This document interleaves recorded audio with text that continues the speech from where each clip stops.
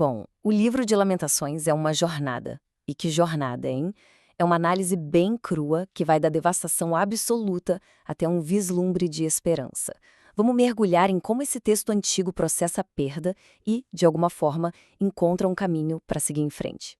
E logo de cara, o livro já nos joga direto numa cena de perda profunda, de choque mesmo.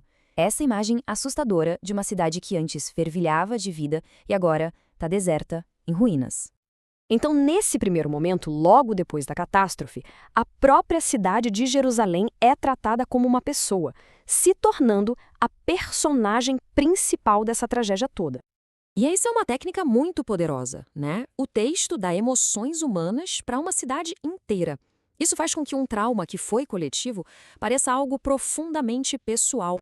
O primeiro capítulo desenha um cenário de isolamento e traição que é total. É como se toda e qualquer fonte de conforto, de beleza, tivesse sido arrancada à força. E essa dor, ela fica ainda mais intensa por causa do contraste, da comparação gritante entre o passado glorioso da cidade e o presente de pura agonia. Essa comparação é o coração do lamento. A memória do que se perdeu torna a realidade do agora quase insuportável de encarar. A dor aqui é descrita como única, sem igual.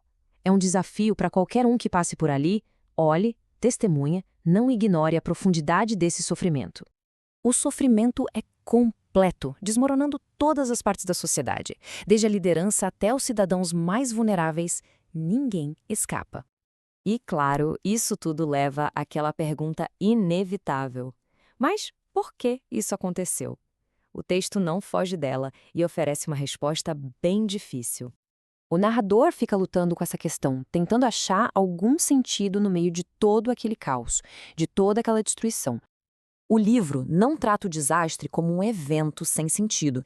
Pelo contrário, ele o coloca como uma consequência direta de um relacionamento que foi quebrado. E aqui a gente tem um momento de confissão assim nua e crua, onde a própria cidade reconhece que teve sua parcela de culpa na calamidade.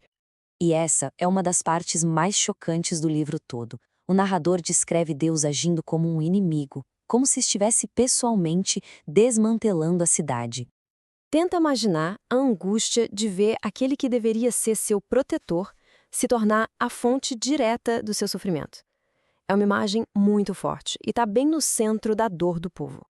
Mas quando o desespero parece absoluto, o tom emocional do livro inteiro dá uma virada, bem no capítulo central.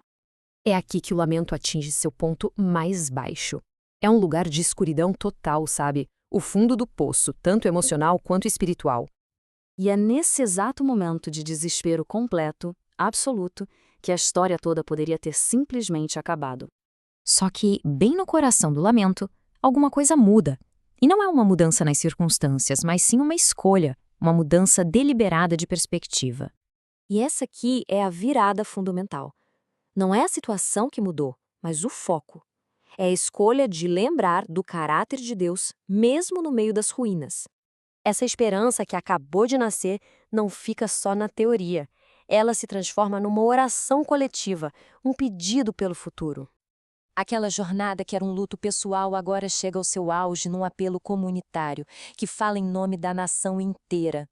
É um apelo direto, sem rodeios. O povo pede a Deus não só para ver, mas para considerar a sua ação deles e então agir. E é muito importante notar que o livro não entrega uma solução fácil. Ele não termina com uma resposta, mas sim com um pedido sincero, deixando o futuro totalmente em aberto. No fim das contas, Lamentações não dá respostas prontas. Pelo contrário, nos deixa com essa pergunta poderosa, mostrando que, mesmo no sofrimento mais profundo, o ato de lembrar e de pedir pode ser o primeiro passo para a renovação.